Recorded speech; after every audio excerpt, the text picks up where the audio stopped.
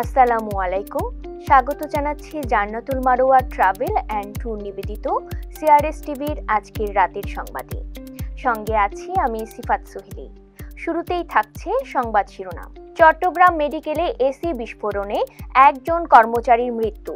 সারা দেশে দ্বিতীয় দিনের মতো জাতীয় টাইফয়েড টিকাদান কর্মসূচি চলছে।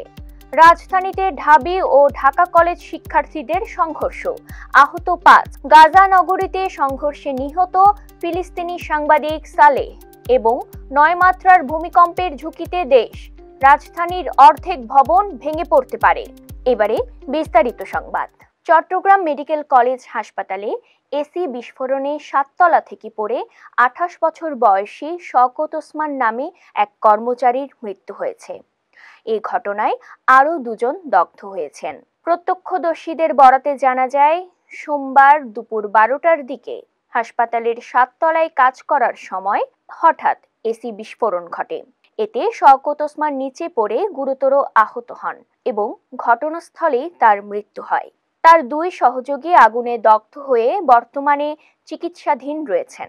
নিহত শওকত ওসমান চট্টগ্রামের পতেঙ্গার বিজয়নগরের বাসিন্দা এবং চট্টগ্রাম মেডিকেল কলেজ হাসপাতালের কর্মচারী ছিলেন। স্বজনদের সঙ্গে কথা বলে জানা গেছে, নিহত শওকত ওসমান রবিবার সকাল ৬টায় নিয়মিত দায়িত্ব পালনের জন্য হাসপাতালের কাজে যোগ দেন। কিছুক্ষণ পর দুপুরের দিকে এই মর্মান্তিক দুর্ঘটনা ঘটে। হঠাৎ এভাবে তার মৃত্যুর ঘটনায় পুরো পরিবার শোকাহত হয়ে পড়ে এবং তারা ঘটনার সঠিক তদন্ত দাবি করেছেন। সারা দেশে দ্বিতীয় দিনের মতো চলছে জাতীয় টাইফয়েড টিকাদান কর্মসূচি। শিশুদের টাইফয়েড থেকে সুরক্ষায় সারা দেশে দ্বিতীয় দিনের মতো জাতীয় টিকাদান কর্মসূচি চলছে। রবিবার সকাল থেকে রাজশাহী, জামালপুর, খুলনা, ময়মনসিংহ, রংপুর সহ দেশের বিভিন্ন জেলার স্কুল ও কমিউনিটি ক্লিনিকে টিকা দেওয়া হচ্ছে। অভিভাবকদের অনুরোধ করা হয়েছে শিশুকে নির্ধারিত সময়ে কেন্দ্রে নিয়ে এসে টিকা গ্রহণ নিশ্চিত করতে এবং যে কোনো জিজ্ঞাসার ক্ষেত্রে নিকটস্থ স্বাস্থ্য কেন্দ্রের সঙ্গে যোগাযোগ রাখতে। স্বাস্থ্য অধিদপ্তর জানিয়েছে, সব শিশুকে টিকার আওতায় আনা এই কর্মসূচির মূল লক্ষ্য। টিকা সরবরাহ করেছে ভারতের সেরাম ইনস্টিটিউট এবং সরকারের পক্ষ থেকে এটি গ্যাভির সহায়তায় দেওয়া হচ্ছে। কর্মসূচির সময়সূচি ১২ থেকে ৩০ অক্টোবর স্কুলে এবং ১ থেকে ১৩ নভেম্বর কমিউনিটি ক্লিনিকে টিকা দেওয়া হবে। রাজধানীর নিউ মার্কেট এলাকায় চায়ের দোকান বসানোকে কেন্দ্র করে ঢাকা বিশ্ববিদ্যালয় ও ঢাকা কলেজের শিক্ষার্থীদের মধ্যে সংঘর্ষের ঘটনা ঘটেছে। রোববার দিবাগত রাত ১টার দিকে এই ঘটনা শুরু হয়ে প্রায় ২ ঘন্টা ধরে চলে। এতে উভয় পক্ষের অন্তত ৫ জন শিক্ষার্থী আহত হয়েছেন। পরিস্থিতি নিয়ন্ত্রণে আনতে ডাকসু ভিপি সাদিক কায়েম সহ ছাত্র প্রতিনিধিরা ঘটনাস্থলে আসেন।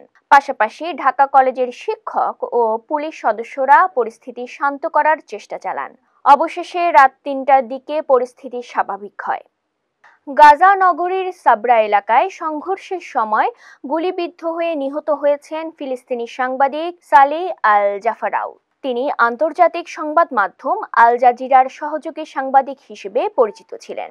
ফিলিস্তিনি সূত্রগুলো জানায়, ২৮ বছর বয়সী সালেহ হামাস ও ইসরায়েলের যুদ্ধের ভিডিও ধারণ করে বিশ্বজুড়ে পরিচিতি পান। গতকাল সকালে তিনি সাবরা এলাকায় হামাসের নিরাপত্তা বাহিনী ও দুগমুশ গোত্রের সশস্ত্র সৈন্যদের মধ্যে সংঘর্ষের খবর সংগ্রহ করছিলেন। এ সময় গুলিবিদ্ধ হয়ে ঘটনাস্থলেই মারা যান তিনি।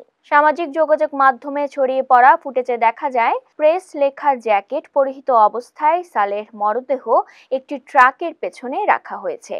২০২৩ সালের অক্টোবরে গাজায় ইসরায়েলের নির্বিচার হামলা শুরুর পর থেকে এখন পর্যন্ত ২৭০ জনের বেশি সাংবাদিক নিহত হয়েছেন। বাংলাদেশ ভয়াবহ ভূমিকম্পের ঝুঁকিতে রয়েছে। বিশেষজ্ঞদের আশঙ্কা, ৯ মাত্রার ভূমিকম্প হলে রাজধানী ঢাকার অর্ধেকেরও বেশি ভবন ভেঙে পড়তে পারে। এতে প্রাণহানি ও আর্থিক ক্ষতির মাত্রা হবে ভয়াবহ।